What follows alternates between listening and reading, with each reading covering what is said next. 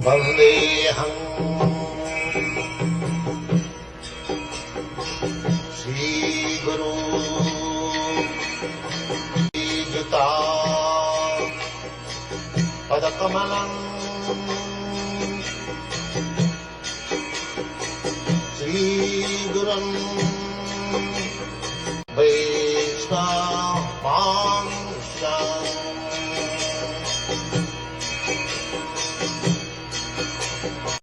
Hare Krishna, dear devotees. Welcome back to yet another interesting episode of Pariprashna. So today's episode is episode number 47. We are inching closer and closer to our 50th episode milestone. So as a way of preparing for this 50th episode, we humbly request all of you, if possible, if you can share your feedback, your reflections, your realizations about Pariprashna, any suggestions for improvement that you might have. So what I will do is we will leave a Google form in the description. So if it is a text message, you can just leave your reflection there by filling out the form.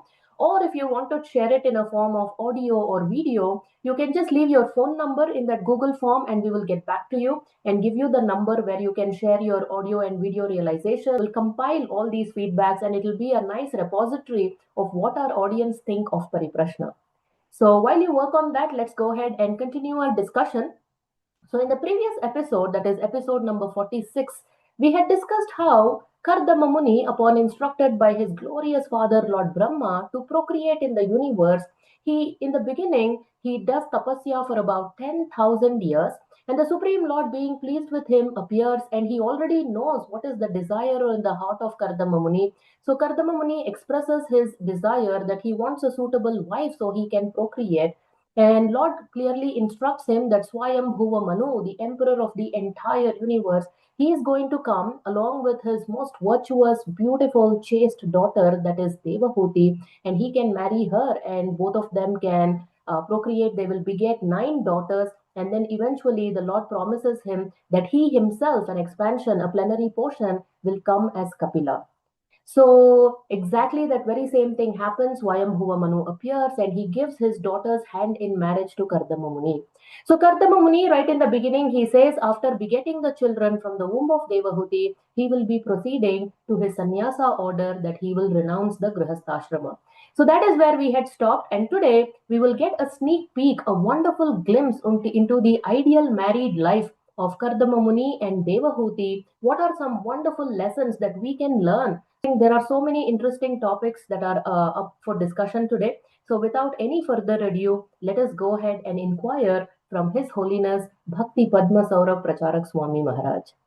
So Hare Krishna Maharaj, Dandavat Pranams, Jai Srila Prabhupada. Hare Krishna. So Maharaj, we are beginning chapter 23 today from Canto 3 of Srimad Bhagavatam, which is titled Devahuti's Lamentation. So in the very first verse, we see Maitreya Muni is continuing. Maitreya Uvacha Pitrabhyam Prastite Sadhvi Patim Ingita Kovida Nityam Paryacharat Pritya Bhavaniva Bhavam Prabhum. Maitreya continued, after the departure of her parents, the chaste woman Devahuti, who could understand the desires of her husband, served him constantly with great love as Bhavani, the wife of Lord Shiva, serves her husband. So Maharaj, this whole section, the first section of this chapter, shlokas 1 to 8, they're so wonderful that I read it at least a dozen times in preparation for this episode. Very, very instructive. So I would definitely like to take a deep dive here. So there is an English saying that says, the way to a man's heart is through his stomach. But in reading these shlokas, I was thinking maybe we need to change that quote a little bit and say, the way to a man's heart, the way to pleasing a man's heart is through service. So in the very first few shlokas, there are a list of adjectives describe how wonderfully Devahuti served her husband and thereby pleased her husband. So what is the role, what is the importance of service in order to please one's husband and thereby have a nice, harmonious, happy married life?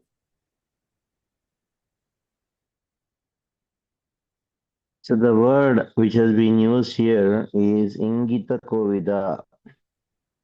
And what is the meaning of Ingita? Ingita Kovida means Ingita Jnana, Ingita Jnaha. So these are the certain words has to be understood.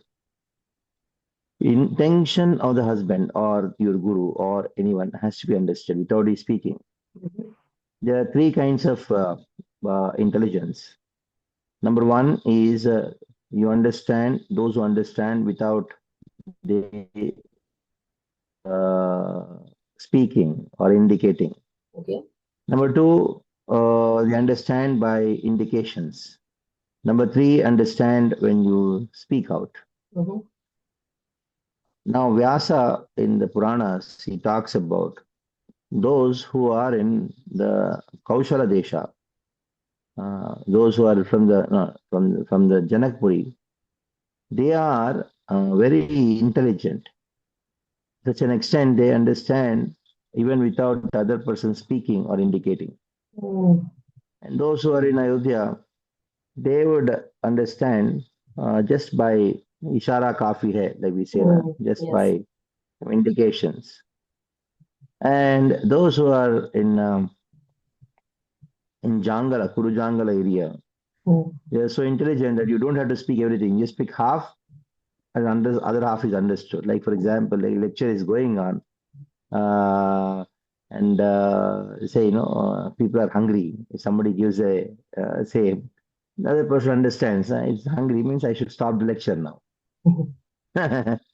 So in this way, the best disciple or the best wife is one who understands the heart of the husband or guru or any superior mother or father.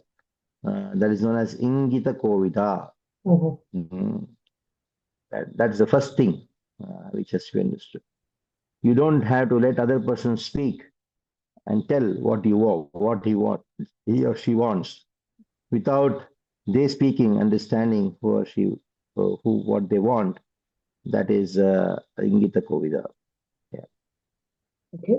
So Maharaj, in this context, Nityam Paryacharat. So constantly she was serving her husband, and a very nice example is given here. Bhavani va bhavam prabhuvam, just like Bhavani, that is Parvati Devi, served Lord Shiva. So, Maharaj, there are so many wonderful examples in the pages of scriptures, Ramayana, Mahabharata, Srimad Bhagavatam. So, these are princesses. Bhavani, the example given here, she was the daughter of the Himalayas and she married Lord Shiva, where he doesn't even have a house. They're living on a parvata. Very nicely, she adapted.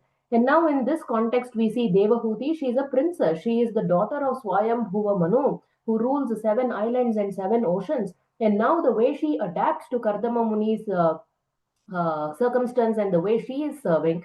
And in the similarly, we see Draupadi, not one to understand the ego of one husband and to adjust to one's temperament itself is so difficult. But Draupadi, how wonderfully she adapted to the temperament of 5 husbands and harmoniously led married life. Whether Sukanya, who we talked about last week, and Mother Sita, who last time you said the moment her father is giving Sita's hand to Rama, you mentioned in the last episode's Brahmastra, he said, Iyam Sita Mama Suta Sahadarmacharitava. So there also her father had indicated this daughter of mine Sita Sahadharmacharitava. She will be your companion on the path of Dharma.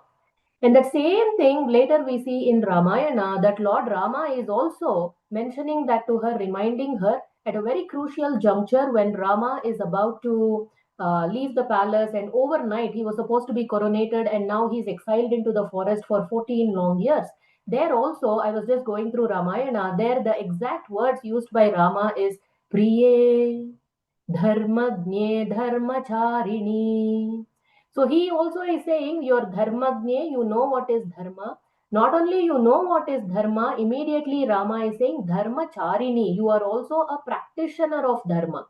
And then the way he breaks the news that I'm supposed to go 14 years to the forest and all the subtleties, many times you also have told in your Ramayana Katha to understand the subtleties of relationship. We don't have to go anywhere, just turn to Ramayana. So my question here is, all these women, their ability to adapt to the situation, to the ups and downs of the married life, how nicely they follow dharma. In fact, to the extent that Patni is not simply called Patni, she is called Dharma Patni. So how can one go from being just a patni to being a dharma patni, and especially the quality to adapt oneself to the husband's circumstance, whether it is the highs of highs or the lows of lows? Your question is how. It is not the question of how. There is no other alternative. Mm. When you know there is no other alternative, then that how it becomes very easy. Like, for example, uh, you're climbing a mountain, you're alone, and you have to cross over the mountain, otherwise you will die. Mhm. Then the how automatically comes naturally. Mm. Where is a will, where is a will, there is a way.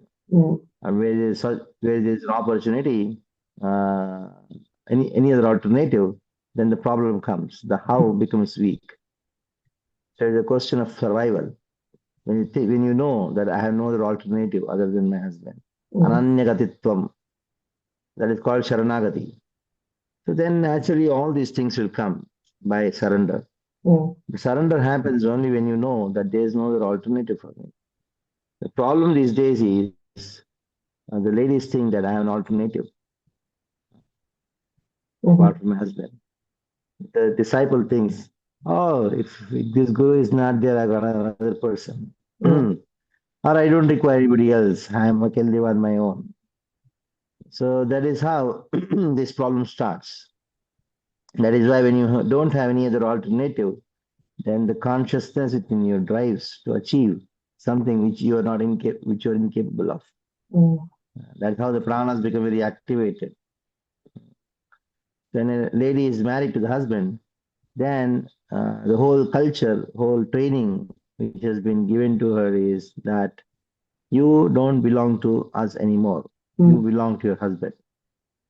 And that's how, in the traditional families, the ladies, when they are married, they would not even, they don't consider their father's and mother's house to be their house. Mm.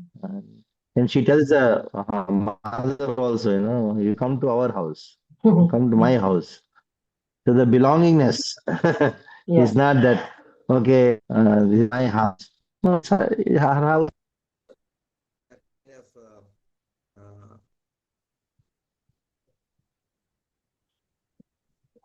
That kind of belongingness was there. Mhm. So when you have this belongingness to the husband, that I belong to him, like a disciple also considers I belong to my spiritual master and nobody else, Mm. then all the qualities manifest. Mm. That how will automatically become easy. Mm. When you see alternative, that how becomes very weak. Mhm. Mm. So, Maharaj, this becomes challenging in the current times where there is financial independence for women, and also the parents themselves, in many instances, train the girl that you don't have to tolerate anything, the so called injustices, whatever. If anything happens, we are there for you. So, already the training, this alternative, what you're talking, is already planted in the head. So, even before the marriage. So, instead of creating daughters like Devahuti, we end up creating daughters like Devahuti. Whatever happens, run to the father or run to the mother. So where can we set this right? We are seeing right in front of our eyes, so many marriages are falling apart because of this Devayani mentality and not having Devahuti mentality. So the cause of every divorce is not the boy, not the girl, not the husband, not the wife. The cause of divorce is 100% goes to the daughter's parents, the girl's parents. Of course, to some extent, to the boy's parents also, because they have their own selfish motives. Um, they are not concerned about their sons and daughters' family, and that is the reason it happens. If they're trained properly, with proper motive, and they are renounced, then that is how things will be happy. Of course, this Kali Yuga, marriages happen, Vivaha Sanskar doesn't happen. That is the problem. Mm. Marriage, Shadi, and Vivaha. These three terminologies are distinct from each other. Marriage is no Vivaha, Shadi is no Vivaha. Marriage word is a Christian concept. And it is a concept of contract. It's a legal word. That is why marriages these days are having legal implications because it has got something to do with legality. That is a Christian. Marriage is Christian actually. When the Christianity, it was going through so many different turbulences. So there, a man and a woman would have a contract with each other. And you like her, you get married to her, yes. You would like to marry to him, yes. The contract. So as long as you're gelling nicely, the contract is fine. Like business contract. Two partners get together and do business. And after some time, if they don't get along with each other, they break the contract and then join partnership with others. So that is why before you have signed to partnership deed, you have the separation clause. So marriage is also having a separation clause. So in the West, there are laws like this. Before you get married, there's a contract which you sign. Okay, when you separate, what is the share of your property? Everything has been decided. It means they knew or they know for sure there is going to be separation. Now, shadi means what? This dancing on the road. When the dulha comes on a godi, and then getting drunk and then playing music, and all these things are what? These are all Islamic in nature. They are shadi. It's a mauj masti. For them, a boy and a girl uniting is for maja, is for enjoyment. Okay, once the enjoyment is over, then okay, you get to say talak, talak, talak, get lost, and I'll find another person. So this is shadi. So actually, what is the Vedic system is not neither marriage nor shadi. It is actually vivaha sanskar. It's a purification. It is a ceremony of purification. It's one of the sanskars. Actually, the first sanskar is the vivaha sanskar. Then all the other sanskar starts. Somebody doesn't have vivaha sanskar, then no other sanskar. There is no garbhadhana, there is no jataka karma, nothing. So the real sanskara, the real marriage is actually vivaha. It is an act of purification. Like last time I also told, a boy and girl get together to stay together and then to serve Krishna. The boy thinks I cannot serve Krishna alone. She thinks I cannot serve Krishna alone. So let us get together and serve Krishna together. So if that is the whole purpose, then they'll be able to forgive and forget all the tribulations which come in their life. And that lady who got married also knows that my husband is a devotee and he's doing all the activities, and my life goal is to serve him. And the husband also thinks that she's serving so much, maybe she may be doing some mistakes, or she may be having a nature of a particular kind of nature. Anyhow, she's doing something, so let me forgive, and then protect her in all circumstances. In this way, they continue their life to perfection.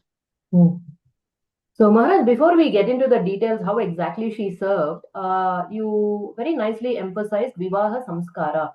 So, Vivaha Yajna, it is a sacrifice. But even before we get into the marriage, the intention behind the marriage itself is kind of, what do you say, construed. It is not proper. So, usually we think we are getting married to be happy. But I don't think that is the right intention to get into the marriage. But it is going to be sacrifice, it's going to be service, it's a yajna. So if you can share something about this. Of course, the whole endeavor of everyone in this world is to become happy. And how you can become happy? Only by sacrifice, not by sense enjoyment. Yajnarthat karmanonyatra lokoyam karavandanaha tadartam karma kaunteya mukta sanga samacharaha. Actually, when somebody does an act of sacrifice, that brings happiness. If you think, let me just do an act of enjoyment, then that is going to bring you misery. That is the nature of this world. Like you invite guests to your house. There's so much of sacrifice you have to do, work hard, cook, so many things. But at the end of the day, when you get the appreciation or Just by seeing others satisfied, eating whatever you offered them, they're happy. Seeing the others' happiness, you become happy. But behind that, so much of sacrifice is there. It is not only just the money, it's the consciousness, the time, the intention. So, sacrifice is the thing actually brings happiness. So, those who think, let us enjoy, they suffer more. Even a simple function which people have these days, let's have a party. The party, let's enjoy. But everybody suffers. There's only enviousness there. There's only frustration there. They get drunk. They fight with each other. But when there is a genuine act of sacrifice to serve people, then naturally happiness is there. So, marriage, in real terms, vivaha, it is a sanskara. It is an act of sacrifice. What are you sacrificing? Sacrificing your independence. So the lady should sacrifice her independence. And whatever she does for the pleasure of the husband. And what is the husband? Now he has sacrificed his independence. He just cannot go according to whims anywhere, here and there, talk to anyone, have a friendship with any other woman. No. So that's a nice interlock which has been set up by the Vedic system, so that the wife will be protected and the husband will be protected. In the Bhagavatam elsewhere, you'll find that Grahastha Ashrama has been considered to be a fort where Maya cannot enter. So some people, most of the people, they have to be in a fort and then fight with Maya. So not everybody can be a sannyasi. Sannyasi is outside the fort and is fighting with Maya. So there are some commandos who go to the enemy's army and then they fight, but not everybody can be commando. They have to be part of the conventional army and then fight. So the conventional army to fight with Maya is actually the best place is Grahastha. So wonderful, Maharaj. Very nice explanation. So Maharaj, talking about the distinct nature, another thing currently we think is it's equal partnership. We both are equal. Whatever you can do, I can also do. I will also earn money, or whatever I am able to do, you should also be able to do. Change the diaper, and it's equal. Both of us share. But here, Prabhupada very, very nicely in the second shloka purport, chapter 23, he's saying, a man's psychology and women's psychology are different. As constituted by bodily frame, a man always wants to be superior to his wife, and a woman, as bodily constituted, is naturally inferior to her husband. Thus, the natural instinct is that the husband wants to post himself as superior to the wife, and this must be observed. Even if there is some wrong on the part of the husband, the wife must tolerate it, and thus there will be no misunderstanding between husband and wife. And like this, very nicely, Prabhupada explains further. So, even for me, it was quite enlightening, not just this chapter, by trying to understand the principles of Krishna consciousness somewhat better. So, the Grihastha Ashrama is so wonderfully designed in our Vedic culture, but for both the husband and the wife, the setup is so nice for both of them to dissolve their false ego instead of flattering their false ego. For a woman, when she puts herself under her husband as a subordinate and serves nicely, just like we see Devahuti is doing here. It's a very nice setup. Anyway, ultimately, we have to learn to dissolve our false ego, become subordinate constitutionally to Krishna. This is like an internship. It becomes a very nice setup. Put yourself under the husband or under the guru and practice to dissolve the false ego. And similarly, for the husband, by being the provider and protector, Prabhupada is naturally saying, naturally, he wants to be in a superior position. So when he plays his role nicely, for him also, he can also dissolve his false ego. So that way it becomes a very nice setup. But in this whole thing about I am equal, you are equal, what I am doing, you should also do, what you are doing, even I will do, everything is getting ruined. So how can we really adapt to this mentality of psychophysical nature? What I can do, I will do, and what you do properly. So the concept of having a superior position is wrong. The more superior position you have, that means the more responsibility you have. The more responsibility means the more sacrifice. As simple as that. So if you are thinking that you're superior, that means you're willing to do more sacrifice. So the husband should understand, if I am superior, what does it mean? It means that I have a superior responsibility of sacrifice. Wow. Even in leadership, a person in a superior position, he should be willing to sacrifice. If he thinks that I am in a superior position and that is why you are supposed to serve me, no. When you have the spirit of sacrifice, then sacrifice of at every level, not only sacrifice of time, sacrifice of your hard work, efforts, sacrifice of your intelligence, and sacrifice of ego. So the more you're humble, the more superior you are. Now, these are the qualities which captivates everybody's heart, including the wife or disciple. So seeing that, what they do, they'll also increase the spirit of sacrifice. So just say, I am your husband, you're your wife, you're to serve me. If that attitude is there, you draw strength from your position, then it will not last long. Husband, wife, or guru or disciple is all position, or manager, subordinate is all positions. So positions are definitely required. The position has to be respected from the point of view of the junior. The first that starts the point of view of the senior, who have a senior position, those who take the responsibility of being the protectors. They should know, I'm here to serve. Once I approached my Guru Maharaj and I paid obeisance to him, and I was I came to know he was there, so I just went and met him. There was no agenda. Then he asked me, is there any service for me? Oh. Is there any way I can serve you? Then I just told Maharaj that I came to just meet you because you're here. I just thought taking darshan of you and take your blessings. So then still I asked Maharaj, since he was very free, and you said that, is there any service for me? That is what you told. I am your disciple and you are my guru. So how is it that you are asking me, is there any service for me? You have to give service to me. I am your servant. I am your disciple. Yeah. You are my guru. You are my master. But then Maharaj told me, I am serving you as your guru. Wow, that is so beautiful. In the same way, it is a service. It is act service means sacrifice. The husband should think that I am serving this lady who is Paramada. Practically, women, they are by nature, their mind is very disturbed always. So there is a duty of the husband to protect and then make sure that he is comfortable and then engage in Krishna service.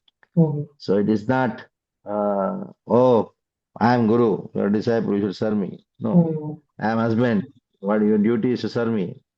No, it is your service to accept her service. Wow. It is your duty. That is a sacrifice. Actually, sacrifice.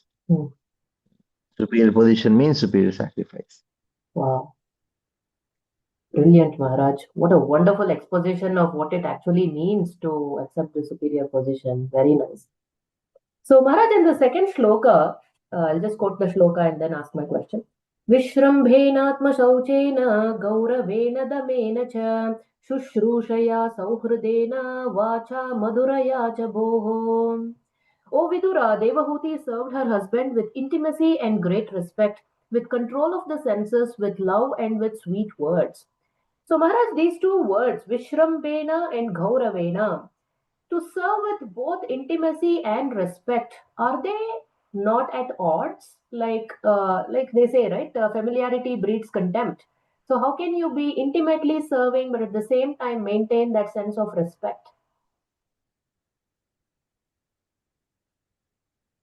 Yeah, familiarity breeds contempt. That is a uniqueness uh, uh, with uh, with the relationship between husband and wife. That is, there is familiarity, At the same time, there is respect. Mhm. That is the uniqueness of the husband-wife relationships. In other places, like you are in the Dasya Rasa, the Rasa of Dasya means you're a master, you're a servant. There, familiarity breeds contempt. Mm. Whereas here in this, there is familiarity when they are in the house alone, within their setup. Mm. There is familiarity. And outside, there is respect. Mm. Mm. In public, there is respect. Mm. Like, for example, in public, all family members, friends are sitting. In front of all of them, the wife shows a lot of respect to the husband, even though he's wrong. He says, yes, he's right. But once there is all have gone out, then she says, then it goes in a different tangent. Mm. So that's the whole Mm. relation, and it's quite natural. Yeah. That's how it is, and Mm. there's no uh, uh, nothing very strange about it. Even it happens in Vatsalya also. Mm. Like a mother sees her son doing some mistake or doing something, then he says, okay, beta, come. When all of them are gone, then goes on blasting him and started beating. And they go, Mm. hey, what happened? Mm. So, of course, that is how Vatsalya Rasa is being. Then here, this wife also, he says, because that is why she is called Dharma Patni. Mm.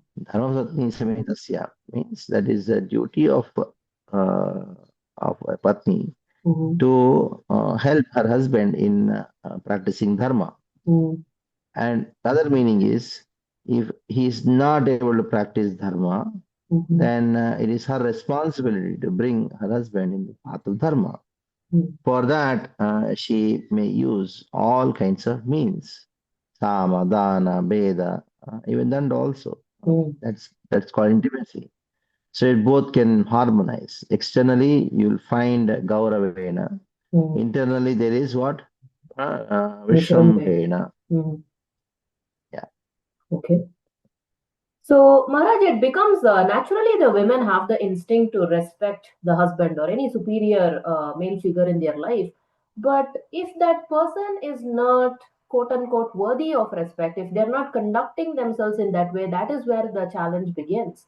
But even for that, I was just contemplating on this. Even for somebody like Ravana, Mandodari, even having a husband like that, she still did her part. She was such a chaste woman. She's one of the Panchakanyas. Even for, I was thinking Kayadu, Hiranyakashipu, we talk so much about Prahlada, but not so much about Kayadu. But Kayadu also actually was a great devotee of the Lord, and how she must have tolerated a husband like that who had Vishnu as his number one enemy. So, how can a woman navigate still being like Devahuti but not having a husband like Kardama? Yeah. It's a challenge. And the challenges are because of karma. Mm-hmm. So this is a challenge which comes, especially in the age of Kali, you Mm-hmm. will have those challenges.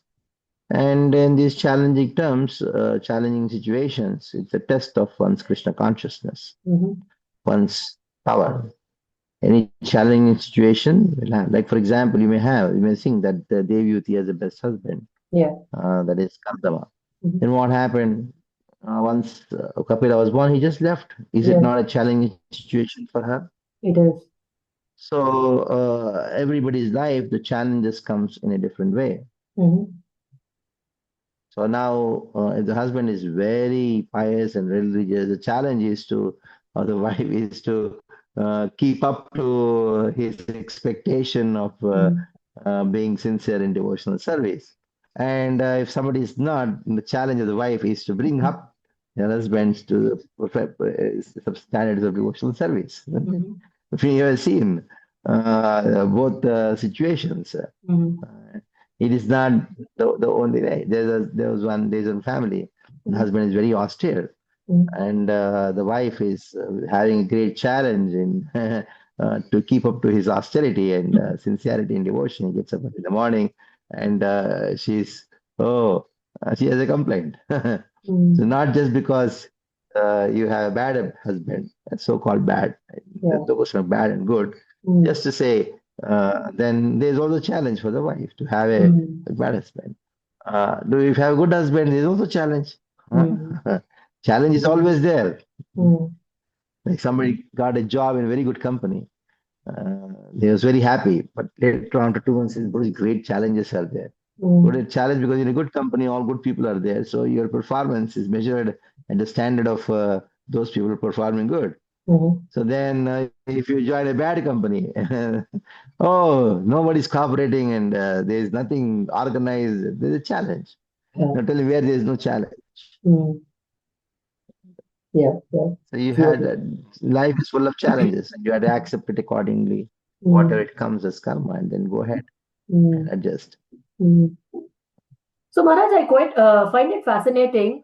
In the purports of Prabhupada and also in your explanations, I was repeatedly observing that a wife serving a husband, the parallels are drawn to a disciple serving the guru. So why this parallel?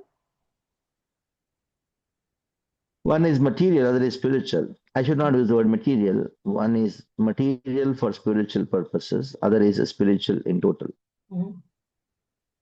So the relationship between disciple and guru is that of a adhyatmika vivaha. It is a spiritual marriage. That is why it is said in the Chaitanya Charitamrita, Diksha Kale Shishya Kare Atma Samarpan, Chai Kale Krishna Kare Atma Saman. So at the time when you surrender to your spiritual master, and spiritual master initiates you, he is conducting adhyatmika vivaha with Krishna. So that is why there is always a connection between these two, because there is total surrender. Here also there is total surrender. In business transaction, there is no total surrender. Here there is total surrender. And that is why there is always a comparison drawn. Okay. Yeah, that's all. So Maharaj, we Because see both that are vivaha. One is adhyatmika vivaha, other one is bhautika or material, but with spiritual purposes. Got it. Very nice. Okay. So Maharaj, we see that she's serving so wonderfully to the extent that she did not even care for her own body. She was so selfless that she became very emaciated and all that. And then the reciprocation from Kardama Muni. So here in the 6th verse, I'll just read the translation. So Kardama Muni said, "O respectful daughter of Swayambhuva Manu, today I am very much pleased with you for your great devotion and most excellent loving service.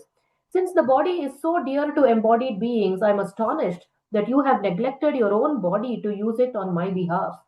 And then in the next verse, 7th, "Ye me swadharma niratasya tapas samadhi vidyatma yoga vijita bhagavat prasadaha tan eva te mad anusevanaya varuddhan drishtim prapashya vitaramya bhayan ashokan."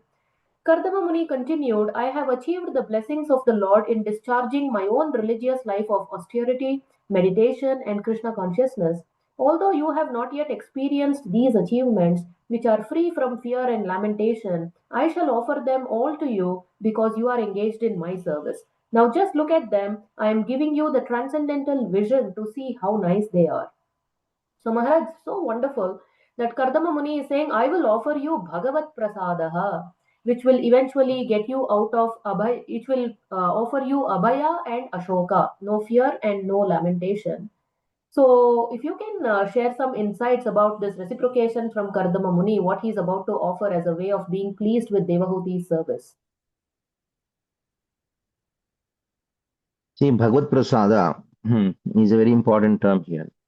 That is, I'll give you all the enjoyment, but at the same time, this enjoyment is not an obstruction for liberation. That's called Bhagavad Prasada. Okay. So there can be material enjoyment, but unaffected material enjoyment. So this can have its roots in the Bhagavad Gita, where we have a very famous verse in the 2nd chapter, where Krishna tells to Arjuna that prasade sarvadukhanam hanirishyopajayate. The question arises, what is that prasada by which sarvadukhanam hani, all the dukkha's are destroyed? In the previous verse, Krishna had told Arjuna that, what is the verse which says that, prasadam adhigacchati, 64th verse, 64th verse, second chapter.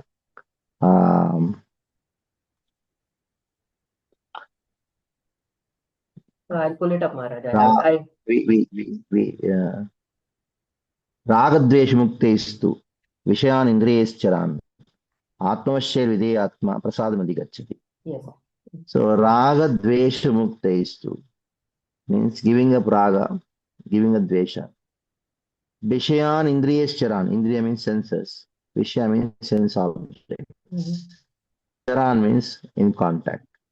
That means you bring the senses in contact with the sense objects. How? Giving up raga and dvesha. Atmavashya Videyatma, controlling my mind. Videyatma, following the regulative principles of freedom. Then you get prasada. And what is it, prasada? Prasada means even though you are on the platform of sense enjoyment, you're not affected by it. So you have the Bhagavad Gita, open that verse, 64th verse, and read the last line of the purport. I have Kannada here. Actually, no problem.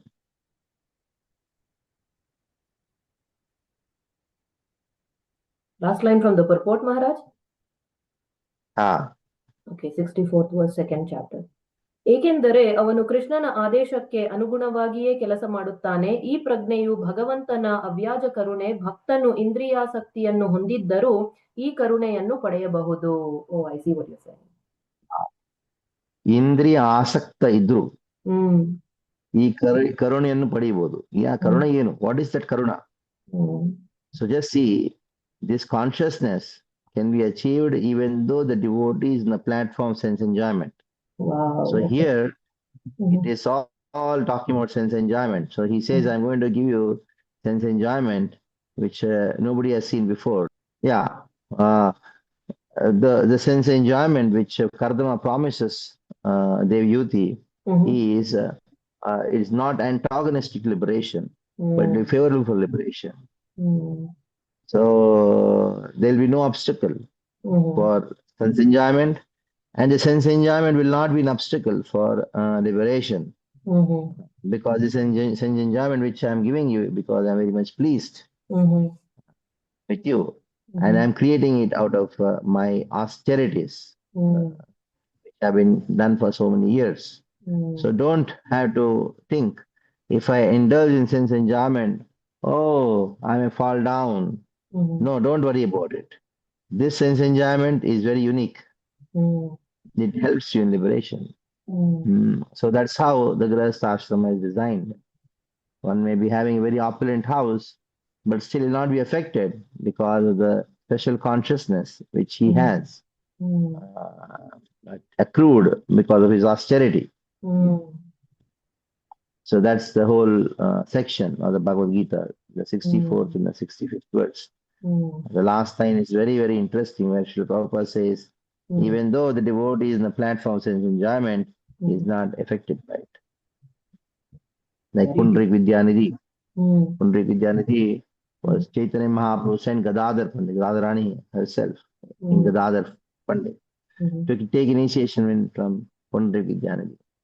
When Gadadhar Pandit went, he saw Pundrik Vidyanidhi lying on the bed, and people were having some big golden bowls. He was chewing pan, and then he was spitting there, and nice oily scented oils were there. People were doing massage, very opulent. Oh, he thought, how is it that I can take initiation from Gadadhar Pandit, from Pundrik Vidyanidhi, who is a sense enjoyer? Then what happened? He came to know, Mukundatta came to know that this was going on in his mind. He chanted few verses from the Bhagavatam. Oh, Bhakiyam, this verse. Immediately, Pundrik Vidyanidhi went into ecstasy, he became totally mad. He just smashed all the articles of enjoyment. He was rolling on the floor and crying. Mm. Then Gadadhar Pandit understood how advanced is Pundari Vidyanidhi. Mm. So don't judge a devotee, especially Grihastha, his advancement according to his so-called poverty. Mm. No, somebody may be very opulent but still unaffected by it. And Mm. somebody may be very poor but still is affected by the external circumstance. Mm. Dhruva Maharaj and Prahlad Maharaj was given huge kingdom to rule in spite of they were qualified to go back home, back to God. It is to prove to the entire world that, see, my devotee is not affected by the external material opulence and Mm. enjoyment. Mm. Wow, deeply profound, Maharaj. I definitely have to revisit that whole section again. So moving forward, Maharaj, so Devahuti is reciprocating. She's saying, "My dear husband, O best of Brahmanas, I know that you have achieved perfection and are the master of all the infallible mystic powers because you are under the protection of Yogamaya, the transcendental nature. But you once made a promise that our bodily union should now fulfill, since children are a great quality for a chaste woman who has a glorious husband." So she continues expressing her desire. Devahuti continued, "My dear Lord, I am struck by excited emotion for you. Therefore, kindly make what arrangements must be made according to the scriptures, so that my skinny body, emaciated through unsatisfied passion, may be rendered fit for you. Also, my Lord, please think of a suitable house for this purpose." So Maharaj here, Devahuti is reminding him that you had once promised that you will beget children from me. And so here in the purport, 11th shloka, the very first line Prabhupada is writing, the Vedic literatures are not only full of spiritual instruction, but are also instructive in how to prosecute material existence very nicely with the ultimate aim of spiritual perfection. So, Maharaj, what follows is we see quite a big chunk of this chapter, shlokas 12 to 48. This very vivid description of Kardama Muni through his mystical siddhi, this yogic power, that he creates a seven-storied flying mansion. So if somebody is talking big, big things, we just jokingly say, don't build castle in the air, saying that it's impossible.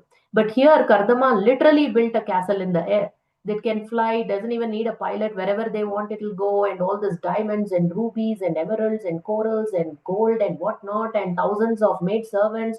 And not only the mansion, and then he also expands himself into nine expansions to satisfy the passion of Devahuti, and then he plants a semen, and then they beget nine wonderful daughters. So, how is this enjoyment, and that was also for like 100 years they enjoy? So, how is this quote unquote enjoyment between Kardama and Devahuti very starkingly different from the honeymoons and baby moons and whatever moons of the present day couple? The purpose of union is to beget children. Mhm. So to be very raw, Kardama did not use any contraceptives. Yes. So this is the difference. To be Mhm. very raw and very blunt. Mhm. So these days, they want sense enjoyment, but without responsibility. So that creates so much of karmic reactions that they land up in divorce. Mhm. The whole purpose of getting married is to not to become husband wife. It is to become father mother. So this so-called planning, we are planning a child, planning a child. What is this planning? No, there is no planning. Mhm. This whole concept of family planning and all this is all nonsense. The moment you get married, you should have children. That's all. There's no way Mhm. you can have a child every year. What is the problem? Mhm. Have 6, 7 children. Even your great grandfathers, they had say 7, 8, sometimes 12 children. Yeah. The whole purpose of Grihastha life is to produce more children. Mhm. That's how it's called family. Mhm. 1, 2 children, they don't make a family. It's just a hostel. Then don't worry about the population. The population, more population, more better it is. Mhm. Now, you know the whole world is looking at India because India is the most populous country. More Exactly. population, more bigger market. Mhm. When bigger market, then more business, more economy. Mhm. So this population control is destroying nations. Yesterday, somebody sent me a video, or I don't know, I just came across one YouTube, just surfing, and then I just saw Greece. Mhm. Greece or which country? Which country? Yeah, I think it's Greece only. Mm. It is leading towards destruction. And I thought another war has happened. Or just president and saw. It is because they're not having children. Mm. And they are closing 550 schools. Oh. It's a big problem. They don't have children. Mm. And the average age where the women are giving birth to the child is 32. Mm. Just imagine. Mm. That means somebody may give a birth at 24, somebody may be giving it 40, age of 40. Mm. Is it the age of what? Mm. No. And what kind of children you get at the age of 35, 40? Mm. So it's all a mess. And many countries, in China, which proposed one child, anybody who produces one child, more than one child, they'll be punished. It was there a few years back. Mm. And now they are facing a big problem. Yeah. So we require an average at least of 3.5 to 4 children per family. Mm. That is the prosperity of the nation, Mm. of any country of the world, is Mm. because of children. Mm. So if after getting married, within just few months, if the lady is not pregnant, and then within just a year or so, Mm. there's no child delivered, that means they are doing sin. Mm. It's sinful. Mm. So that's the whole purpose. Mm. Yeah. Okay. So, Maharaj, we see later that Kardama, after begetting 9 daughters, wonderful, wonderful daughters, and then he is immediately about to leave, and Devahuti is, in a very nice, gentle way, she tells that you have given me the 9 children, but this chapter is titled Devahuti's Lamentation. This is where the lamentation comes. She's regretting. She's telling that I had such a glorious husband like you, who is spiritually so advanced, and she is feeling guilty that I actually wasted my union with you, engaging in sense gratification. And then she says, yes, you have given me the 9 daughters, but then eventually they're going to get married and leave me. So you have not given me fearlessness.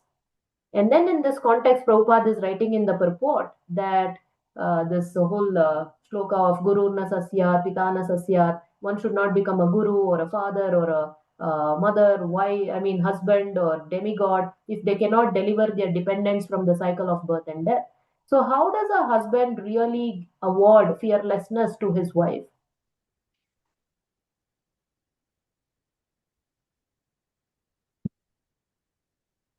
How can a husband award fearlessness to his wife?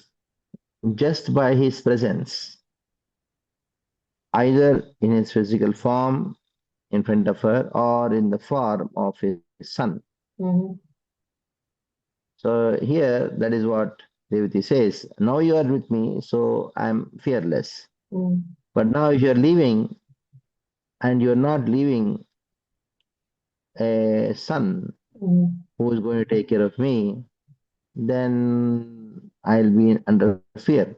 Mm-hmm. So she told Kardama that you be here in the form of your son. So as long as the son is born, you should be here. Mm-hmm. When the son is born, he'll protect me. Even though he's a small baby, I'll take care of him. Once he grows, he'll take care of me. Mm-hmm. So if the son is not there, then there'll be a problem. Mm-hmm. That is why it is said in the scriptures, Manu says in the Manu Samhita, balye rakshati pita rakshati balya kaumare, and yavane, in the youth, pati rakshati means pati, husband, he takes care, and putra rakshati vardhakya means the mother is taken care of by the son in the old age. Strishu swatantrem nyarhati. So the women should not be left alone to defend themselves or protect themselves. So they should not independently protect themselves. They should be always have a person who protects them. That's what it says. So that is what she is asking. Where is my son? Once you have a son, okay, now you can go. So, Maharaj, just out of curiosity, why is it in Vedic culture that a son is seen almost equivalent like the father, to the extent that here Prabhupada is writing, if a woman has a son, even if she, yeah, I'll just read it here. It is said that the father himself becomes the son in another form. The father and son are therefore considered to be non-different. A widow who has her son is actually not a widow because she has the representative of her husband. So why such a close this thing between father and the son, almost equivalent? Yeah, that is how the Shukra Parampara continues. Mm-hmm. And it is even seen evidently that father tells the son, "Oh, beta, मैं तो कुछ कर नहीं पाया. I could not do much in my life. You do something." That means the father sees himself through the son. That is his expansion. He is born through him. So all the expectations the father had, he feels I could not fulfill those expectations. Let my son fulfill those expectations. And he sees when his son is very happy, he becomes happy. Piteva Paritushyati. Father always thinks that my son's happiness is my happiness. Okay. So Maharaj, now moving on to the next chapter, chapter 24, the renunciation of Kardama Muni. So here we see that Kardama Muni concedes to the request of Devahuti. He consoles her, saying that the Supreme Lord himself is going to come in your womb. But however, although the Lord has assured that I will come as your son, even then, Kardama is directing Devahuti, saying that you should perform devotional service. You should prepare yourself. So although they know the child is going to be the Supreme Lord, why still prepare? So what is the significance of performing devotional service?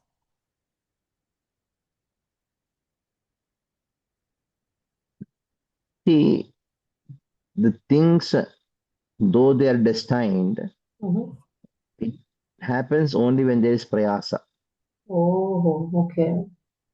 Like, for example, you are destined to have a huge feast today afternoon. According to your destiny, you get it. But you have to take it and put it in your mouth, isn't it? Okay, yes. You just cannot say that you're destined. So automatically the rasgullas and the gulab jamuns and the jalebis and the puris, they don't fly up and then fall in your mouth and they automatically they start chewing and gets inside. It doesn't work like that, isn't it? Yes. You have to prepare your plate and the feast is going to come, somebody is going to bring, fine. But you have to do some endeavor, isn't it? Yes. That's what is being told. Okay. So Maharaj, after that we see Brahma comes and he recognizes that Kapila is taking birth.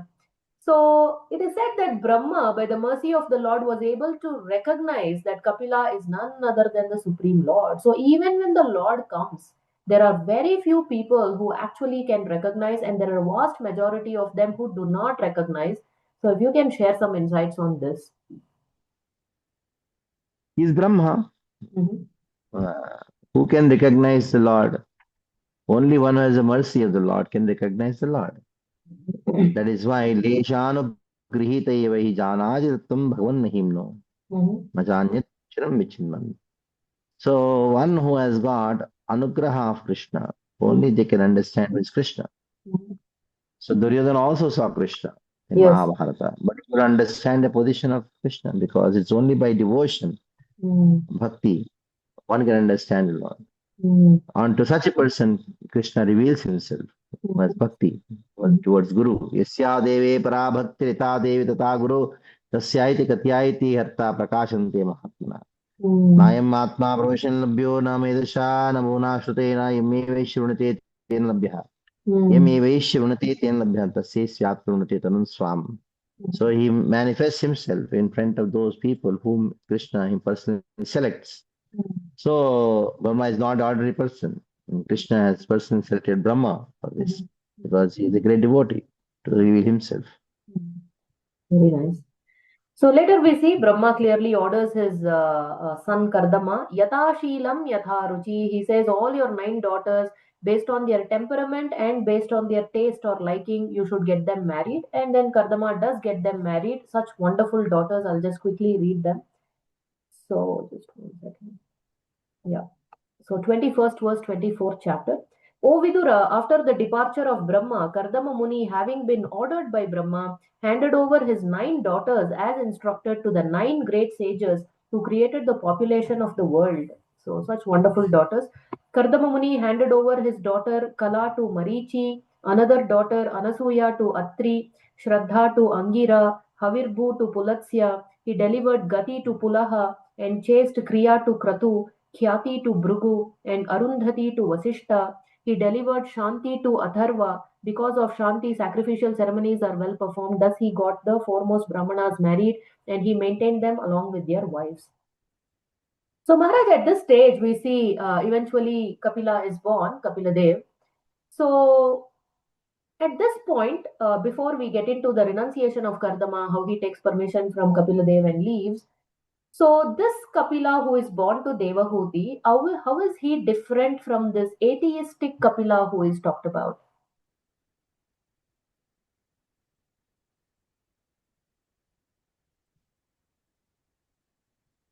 Yeah, atheistic Kapila and theistic Kapila. Mhm. These two are been described in the Puranas. That there is a prediction that there will be two Kapilas. Mhm. One Kapila is Devati Kapila, and the other Kapila is Asuri Kapila. Mhm. Means one who is having a disciple called Asuri. And I don't know, fortunately or unfortunately, even this Kapila, Devati Kapila, also had a disciple, Asuri. Oh. So same philosophy, Sankhya. Both Mhm. philosophies are called Sankhya. Both philosophies are called, both teachers of the philosophy is known as Kapila. And both have the disciple named Asuri. Oh. So naturally, it is going to be a great confusion, and that's a confusion. Mhm. Until date, people think that Krishna, in the Bhagavad Gita, he spoke the Sankhya philosophy, which is atheistic Sankhya spoken by Kapila. That's the problem. And many people accept this thing, that Krishna spoke the Sankhya spoken by Kapila, Mhm. atheistic Kapila. But all the three Sankhyas have nothing to do with each other in one sense. Okay. The reason is that Krishna's Sankhya and Devati Kapila Sankhya Mhm. both are devotional Sankhya. Mhm. And the Sankhya by atheistic Kapila is Ishwarena Siddhya. He says God doesn't exist. Not even, it's not just he says God doesn't exist. Whether he exists or not, it doesn't matter. Mhm. Ishwarena Siddhya. Whether he's there or not there, what does it matter to you? Forget about him. He has nothing to do with this, with us in this world. If he's not there, well and good. He's there also, the same thing, as good as not being there. So Mhm. very dangerous. And now this Kapila Sankhya, Devati Kapila Sankhya is devotional. It talks about pure devotional service Mhm. as the main principle. Whereas Krishna Sankhya talks about devotion, but it's Jnana Mishra Bhakti. It is Jnana Mishra Bhakti or Jnana Yoga. Mhm. It is Bhakti, but it is mixed with Jnana. Okay. That is in short. Mhm. That is why in the Puranas it is described that Kapilo Vasudevakyaha Tattvam Sankhyan Jagadaha Brahmadivischa Devebhyo Vrigvadischa Tataivacha Tatayvasure Sarva Vedartha Upabrahmitam Sarve Veda Viruddhamscha Kapilo Anyo Jagadaha. Kapilo Anyo Jagadaha. There is another Kapila who is known as, also known as Kapila, who is Sarva Veda Viruddham. He spoke a philosophy which is Sarva Veda Viruddham. It is Mhm. antagonistic to the Veda. Mhm. Yeah. Okay. So, Maharaj, towards the fag end of this chapter, chapter 24, in the 34th verse, Kardama is praying to Kapila Dev.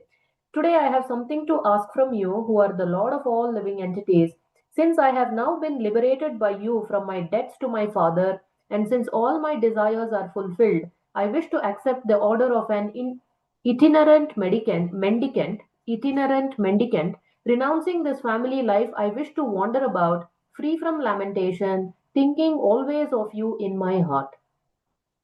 So Maharaj Supreme Lord himself is there in his own house as his own son, but he's telling, I want to go to the forest, living the household life, and I want to think of you always in my heart. So why would he do that when the Lord is there in his own home? One is externally to set an example that even though the Lord may appear in your home, that for realization, God realization, you have to leave your house. Okay. So the other one is internal reason is Kardama's Thai Bhava was Dasya. He Okay. had eternal relations with Krishna as a servant. And that Krishna whom his master has come as a son. As a son, there will be naturally Vatsalya Bhava. So these two are contradictory to each other. So Kardama thought, I'll not be able to serve my Lord because he has come as a son, and this Vatsalya is going to obstruct. So he thought, let my son be, my Lord be my son, and let me be having my relations with the Lord as the Lord, so let me go. That's the internal reason. Very interesting. So Maharaj, towards the end, in the very last verse of this chapter, it is said, Kardama Muni went back home, back to Godhead. I'll just read the translation of that. So 47th verse, 24th chapter. Freed from all hatred and desire, Kardama Muni, being equal to everyone because of discharging uncontaminated devotional service, ultimately attained the path back to Godhead. So, Maharaj, in closing the discussion on these two chapters, we discussed quite extensively about how women can learn from the likes of Devahuti, Bhavani, Mother Sita, and such great personalities. But what can men learn from somebody like Kardama? What a glorious life he led, and finally he's going back home, back to Godhead. So, what can men take away from Kardama? Woman should be attached to the husband, husband to be attached to Krishna. Nice. Detachment for woman is dangerous, and attachment for a man is dangerous. Attachment for a husband, for a woman, is going to make her progress in Krishna consciousness. And attachment for the man to the wife is going to destroy Krishna consciousness, in which both of them will be destroyed. So attachment is meant for women, and detachment is meant for men. That's the lesson. What an amazing summary. So succinct but very deep. Wonderful, Maharaj. So thank you so much, Maharaj. Let's move on to the Brahmastra segment now. So Maharaj, just day before yesterday, couple of days, that was what, September 4th of 2025, a glorious celebration, 10-year anniversary of ISKCON Mira Road Temple. So as you mentioned in your heartfelt note, it was so much of labor of love and very, very touching. So congratulations on that, Maharaj. And also you are involved in so many wonderful temple constructions. So a lot of things going on. So today's Brahmastra is going to be based on that, just reflecting back on the Mira Road Temple journey and also maybe looking forward as well. So I'll ask you about dozen questions related to this, Maharaj. If you can kindly, whatever comes to your mind, you can please share them.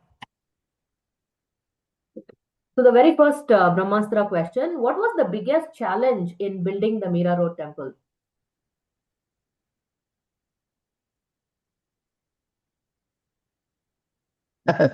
Yeah, you have to build anything, you require money. Okay. So, which memory from the temple's early days still inspires you?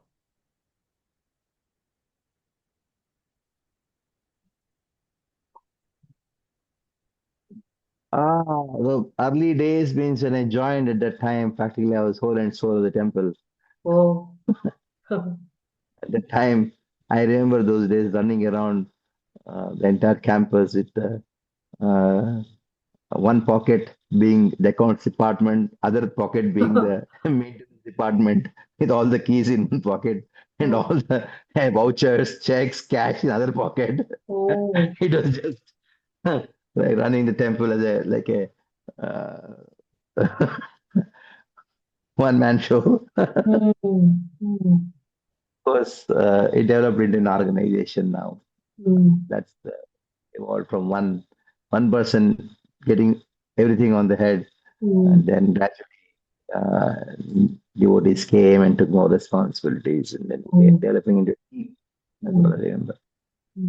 This was when? 97, Maharaj? 1997? 97. Okay.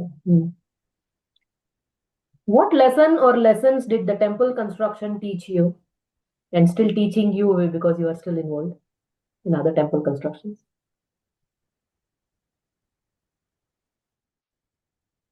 Actually, temple construction is a divine activity. It teaches a lot of Krishna consciousness to us. No matter how best you make, it is insignificant from Krishna's point of view. There's always something better we can do for Krishna. Wow. If you had to pick just one word to describe ISKCON Mira Road, what would it be?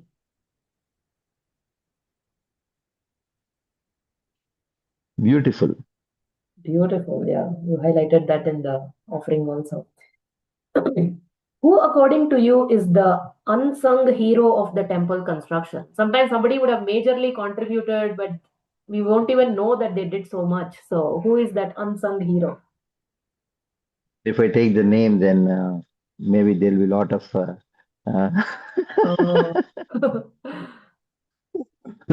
lot of atom bombs. Oh, okay. We don't want to put any bombs.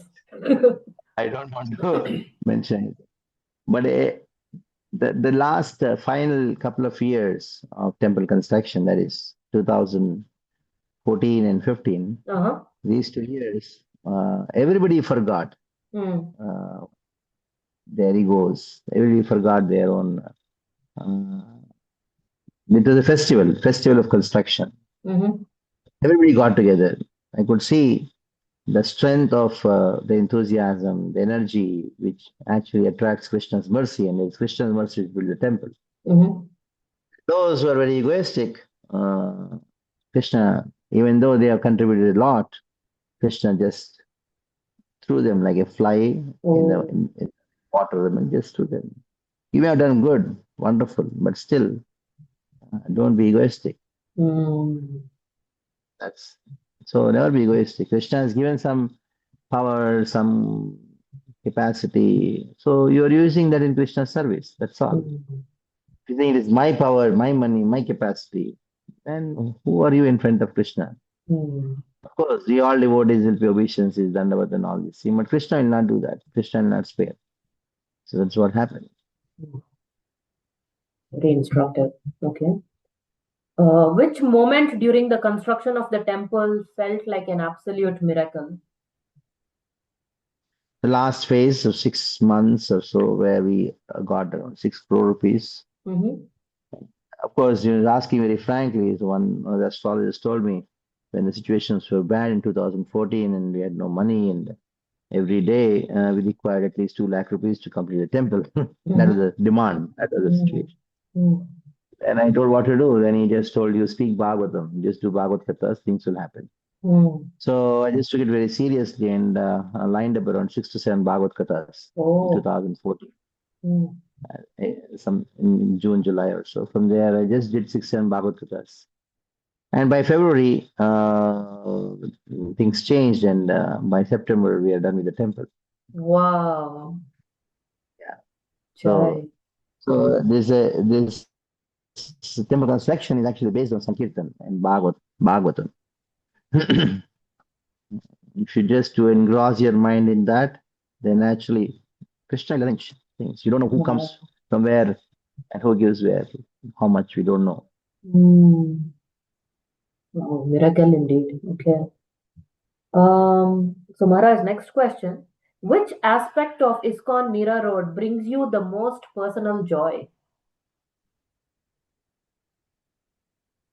When you come to the ceremony part of it,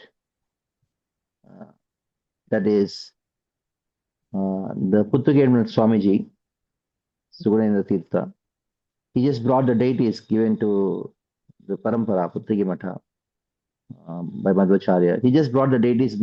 He just came and kept the deities at the place where Radha Giridhar is being installed.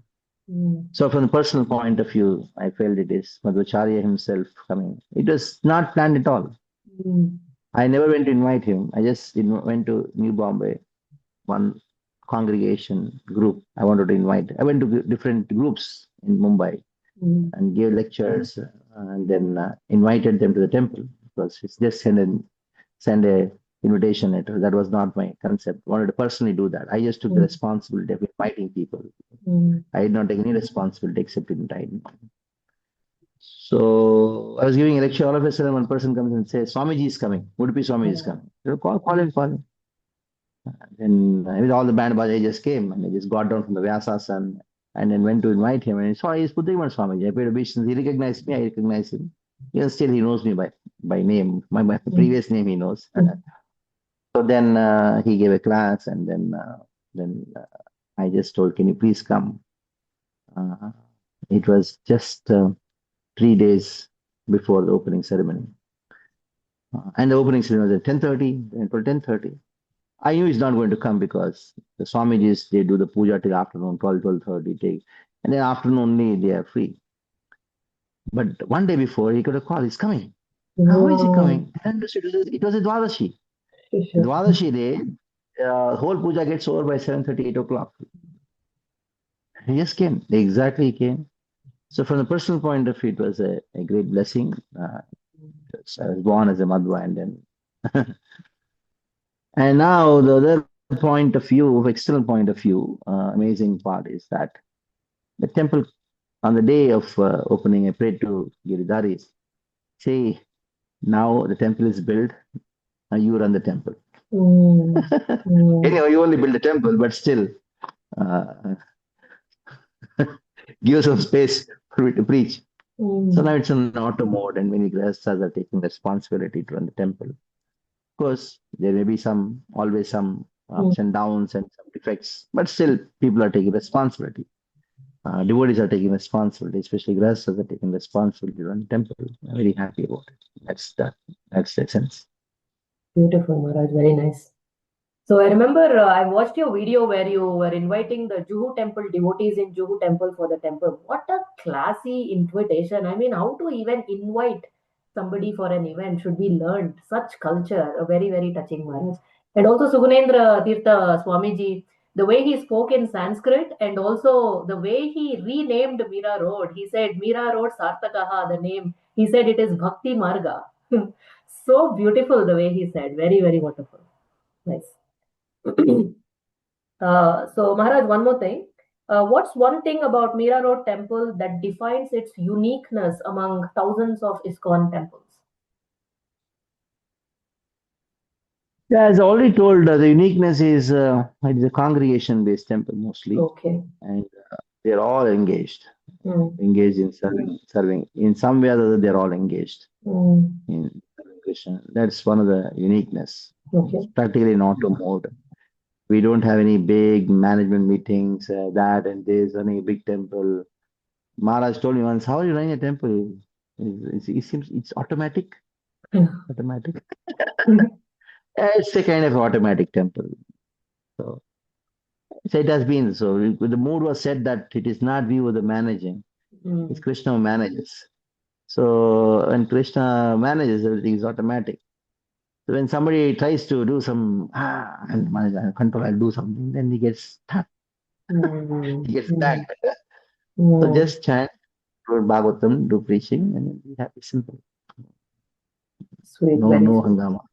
Yeah. That speaks a lot, you as the temple president saying that. Is this true? I just want to verify it, hearing directly from your mouth. I heard some devotee say somewhere that you never have like a separate office as a temple president, just like others, you also sit and do your things. Is that true, Maharaj? I have no office. Wow. Bhagavatam is the best office. Oh, acha. Bhagavatam class is the best office. Wow. So much to learn. Very nice. So Maharaj Prabhupada built 108 temples, and your own Guru Maharaj, His Holiness Gopal Krishna Goswami Maharaj, I don't have the exact number, but he also built quite a lot of temples. And now I see that you are carrying that legacy forward. You yourself, I think, currently are involved in 15 different temple constructions. That's a lot.